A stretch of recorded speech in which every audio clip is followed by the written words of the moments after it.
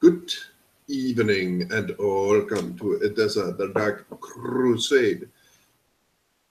Tonight, we zoom in, we focus on Sister Madeline's Haven, as she is bringing home a guest or a student. You can look at it different ways, but regardless of that, two people are entering, and Madeline will just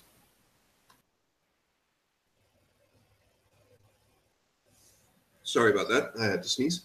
She will just have a few words with her servants. You will see the two monkish people who look like monks or something to that effect. They just look at her and just nod and like she exchanges a few words, but it's nothing major. You will also see a woman who seems less standoffish or stoic. Like these two monk fellows, they seem quite like anonymous and quite neutral in their expression. This woman seems a little too clingy, or like she's just welcome home, and she asks a couple of times Madeline if there's anything she can do for her, and Madeline will just be no, please go to your room, it will be fine. And as soon as she leaves, she will just walk in and she will just say, please sit down. Uh, he'll, his hand kind of scans left and right a bit, but he begins to sit down. He kind of looks over to Madeline and says, "One of your girls?" Yes. Well, she came into my care in a quite different way, honestly. But there is hope for her yet.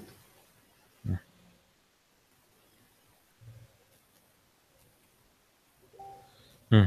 I, uh, my sire, I guess maybe. I'm not sure if he had girls or not, to be honest. I never saw them directly.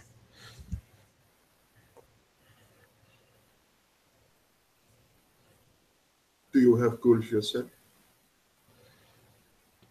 No, I, under the perception of my sire, he says they are useful, but it takes away the sense of will from the user, not from the user, from the ghoul itself. He feels that in ways that makes them dull. Hmm, quite. If one is completely unknowledgeable about how it might work, she looks at you. The first lesson of tonight. It all depends how you look at it, and it depends on how you would speak to them.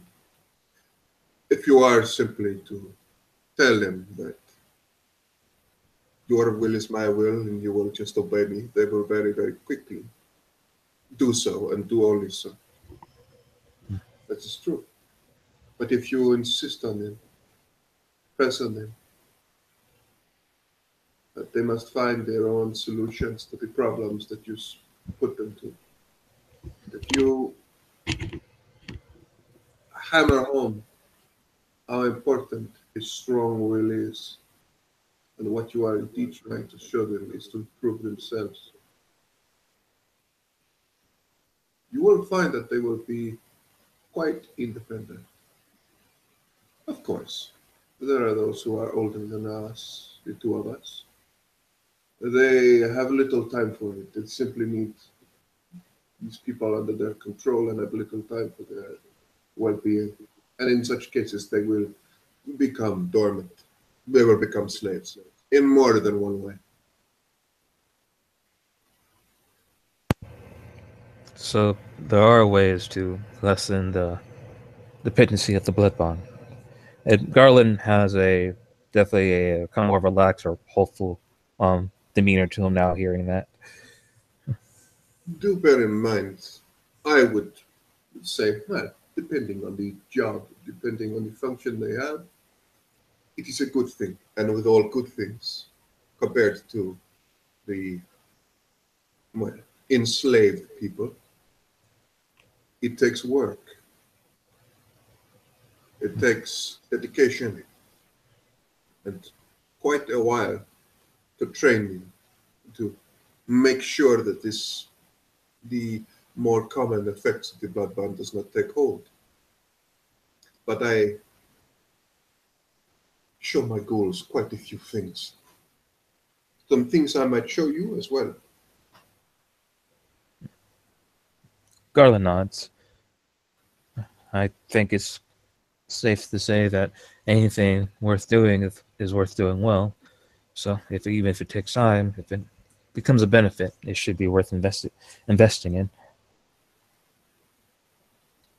Good. Very well. Madeline will just she will just fetch. It looks like it's like a fairly sizable knife, either for carving or for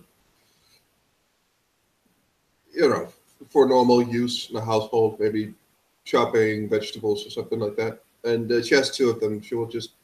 Like she'll just put it on the table in front of you and just first I must, however, see if you are worthy. Uh, I, Garland looks confused with that statement, looking at the knives and looking at her. He's not shifting his head; he's only shifting his eyes. And you if we were, see, we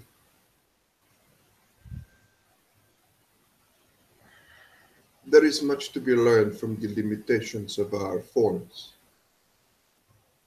These limitations can be in very many ways.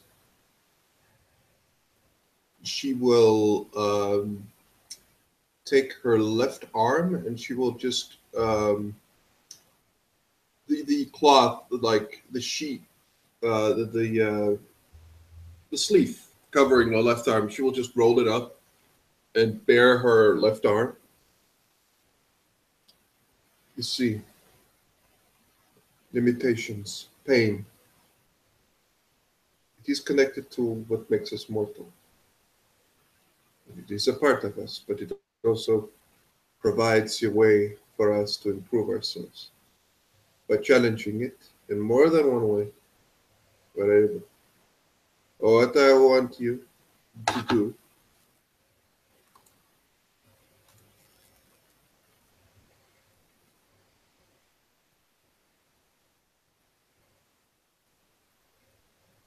what I want you to do is do what I do, and I do not want you to flinch. In other ways, in other circumstances, screaming is something that happens by myself. But for this exercise, for this test, I want you to not flinch. And she will pick up the knife and she will, what she's going to do, we are dice roller two, she is going to take the knife and she's going to cut from about the elbow until about the wrist. She is going to just cut in and just remove a long, like, sheet of skin and the uh, the meat and fat just under it. It's fairly thin, and you would think that she maybe has done this before. Um, and she does not flinch. That is a willpower roll in Dice Roller 2. Garland looks, best way to put it, just looks kind of odd at this moment. He's not really sure what to say. He's just kind of staring at her. He looks a mixture of like concern and fear and apprehensions is all at once all over his face. And after a few moments of silence, he kind of croaks. Pain teaches, but this is self mutilation. And there is no lesson in that. I I am no monk apparently in comparison to you. I, I've become accustomed to many pains, and it made me all the stronger. It has afforded me lessons that few will ever be able to or want to have.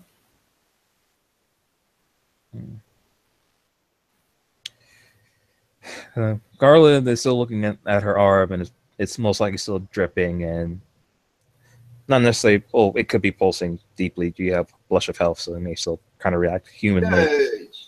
Yeah, yeah, there is a bit of running off it. Yeah, And he just looks at that and looks at the knife, and he looks just really confused. And he looks at the knife and kind of looks at his arm, and he's definitely caught up in thought.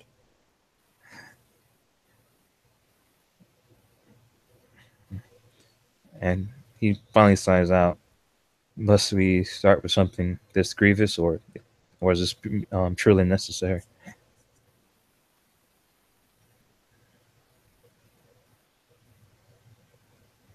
I suppose it should be done by me to you and you to me for it to have purpose. If perpetrated by oneself, I suppose it is true. I merely wanted to see your reaction to pain and to your reaction to such a proposition. It is understandable. Many did not see it. But when I was first introduced to this world, I was both tortured and the torturer all at once.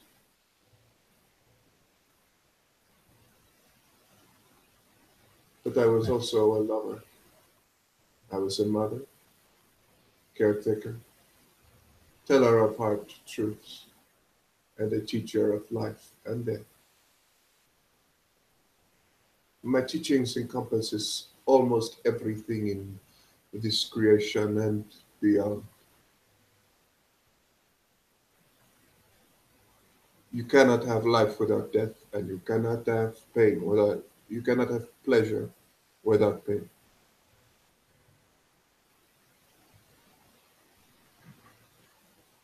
He again, his expression is twisted with many different feelings, and he again just kind of looks at her, then looks at the knife, and looks at himself, and he begins speaking to himself, like almost not say ignoring you, but not really thinking about you in the room. Just do good, have a drink now and then, and stand up for what you believe in. And he starts kind of repeating himself and looking at his arm. Such.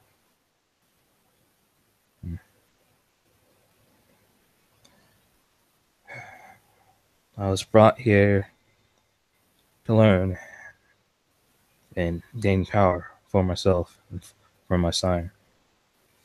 You are obviously a person great of great history and great power. And he looks over, and he almost tries to look Malin directly in the eye, but he's obviously not. He can't do it completely. And so, what I ask you, the stigma of good and evil to the finest point is not reasonable. But are you a person of your own self, a woman of your own self?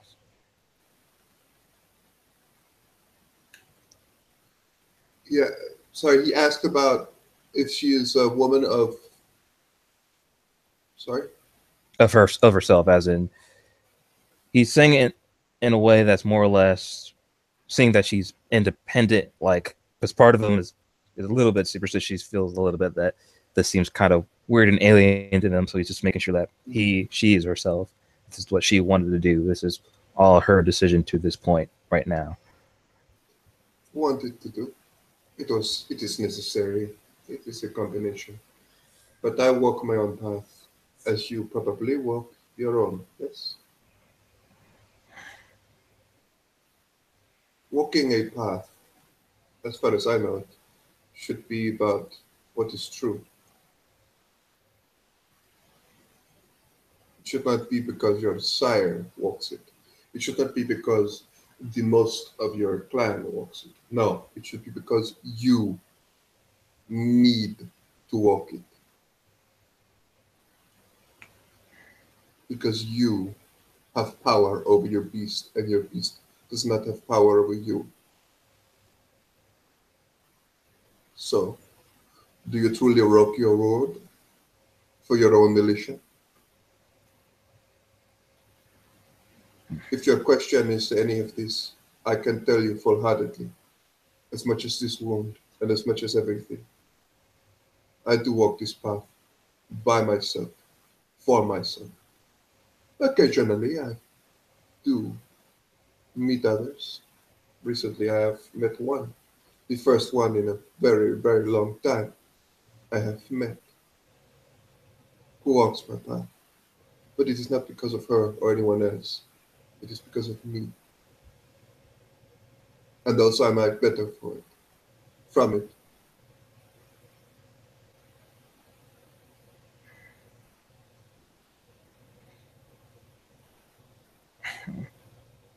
Garland will pick up the knife and kind of basically send it further to Madeline, and he pulls out he moves his left hand onto the table and says, "I'm here to learn.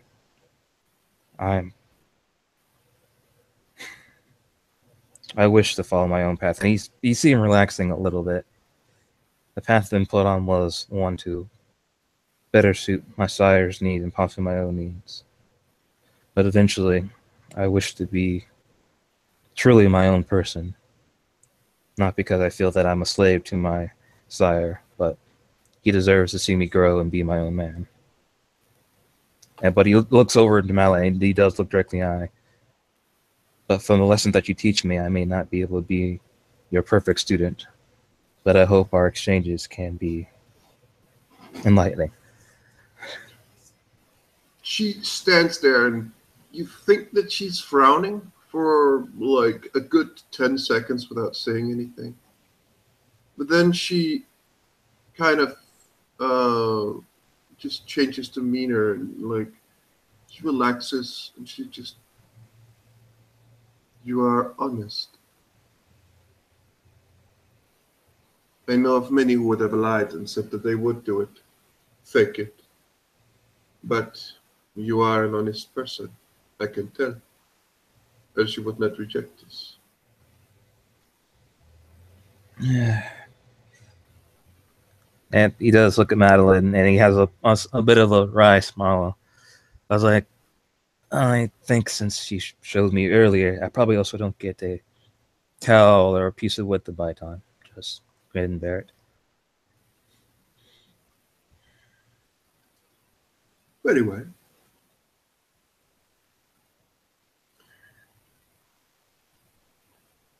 I respect it. I respect that you would follow your own road, even though it might not be for your own reason, but maybe for your sire's reason. You may have had a much better relationship with your sire and do not have a person like mine. But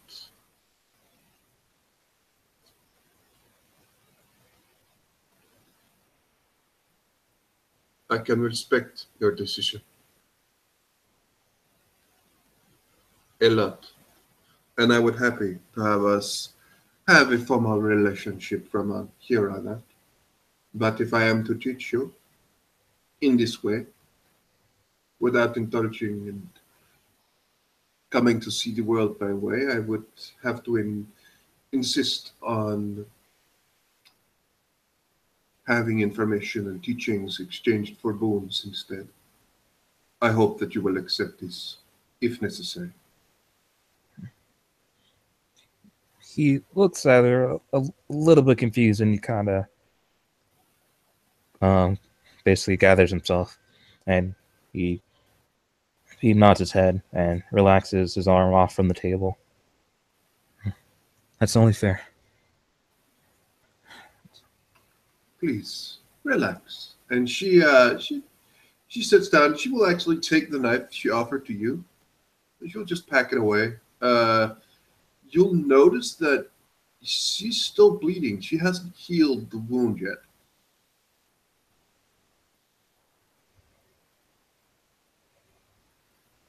But she just.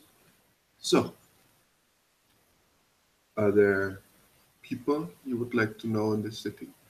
Are there things of our nature,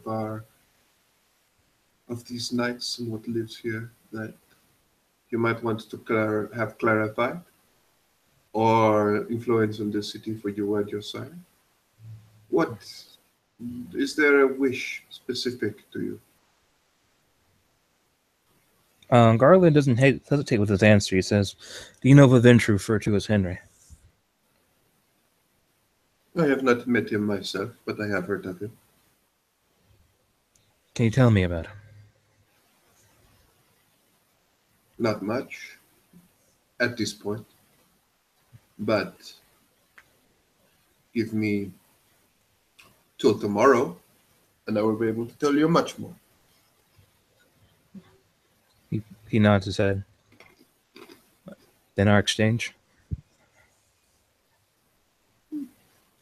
If it is just information you seek, it should be a trivial boon. If it is more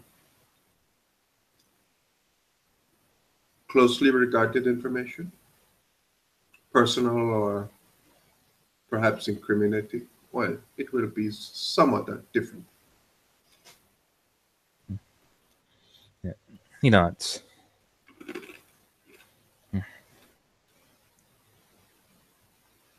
And then he says, that entity that came to Elysium, it's Malkavian, I think, right?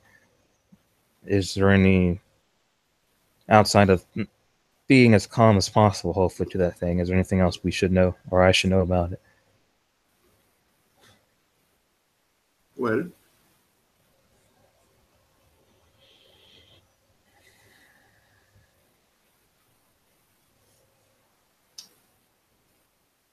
I will tell you all I know, all my interactions with you. And I will give you information on this Henry and any other person you might have asked of tonight. But then I would ask of you a minor boon. He nods his head and says, "Yes." The red man, as you say, an entity.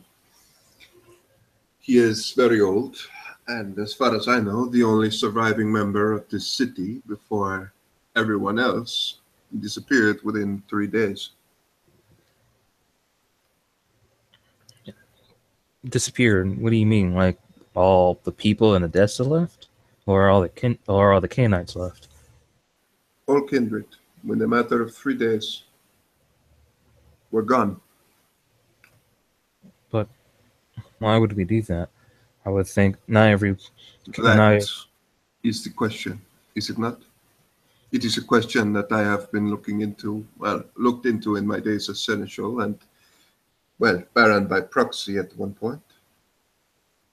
It is something I intend to hopefully find out about in the coming nights, coming years. But thus far, I have not been able to determine why.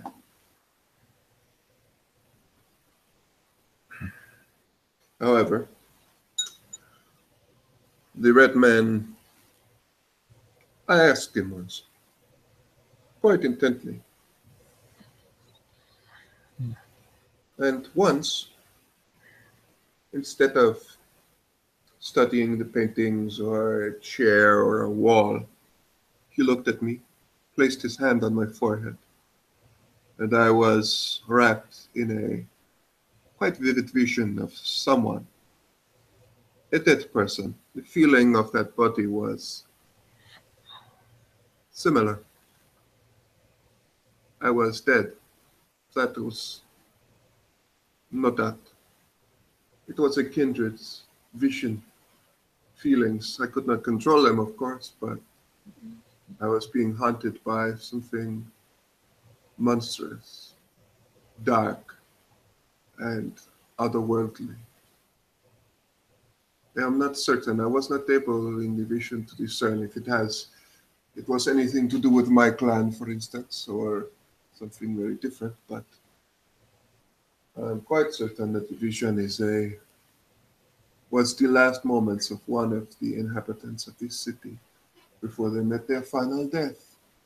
How he became aware of this, I have no idea. But he knows. The only problem is no one will be able to tell him.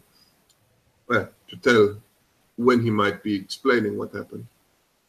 You would never know, and he would probably not tell you either way. You do know that you might have once have met him when he was very normal. A bit standoffish, but we had visitors from the dream, visitors from Constantinople.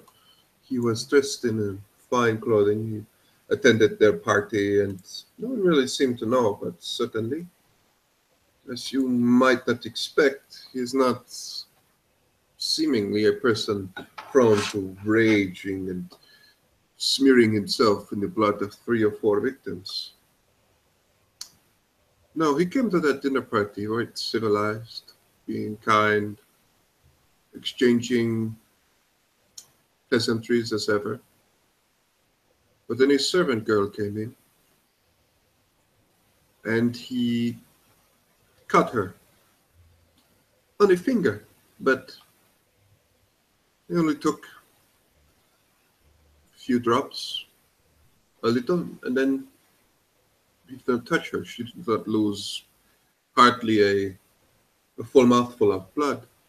So he took those couple of bloods and began smearing them on his face. He began stripping down the naked and smearing the blood all over himself until he was covered. The servant was disturbed, but not harmed in any way at all. Mentally, perhaps. Other than that. And of course, I saw him with my own eyes murder a caitiff in the middle of Elysium as soon as he found out. None of us could do anything about it, of course, but he seems to have a very literal translation of the laws. Except for the one regarding Elysium, I suppose.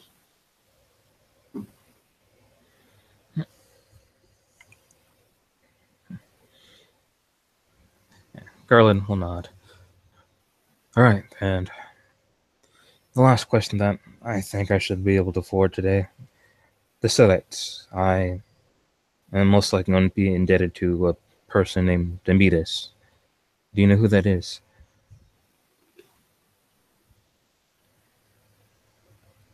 As far as I remember, he is their main enforcer. Well, he keeps the.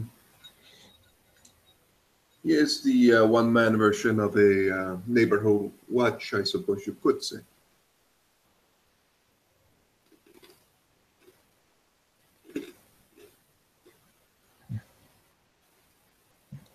Anything else?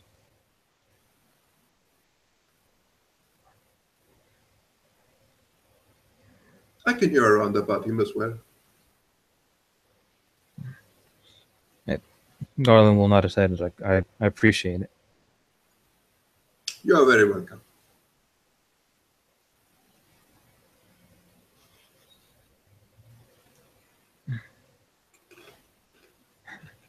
Man, he looks over to Madeline. In your ways, are you sure that this is profitable for you? And he looks over where you put up the knife. I believe the rituals are necessary for your way, so if I must reenact them, I will. If it's... It is not necessary.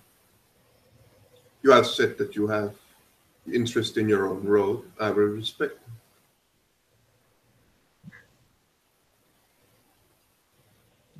And he nods. I do not wish to impose my will on someone if I can avoid it, or unless it is, of course, necessary for other reasons. My road, as I said before, requires someone willing. And if you are not willing, I will not force anything on you. Yeah. Okay. Then, since you since you have given me this information, I owe you some boons. Is there anything else that I owe you tonight? No,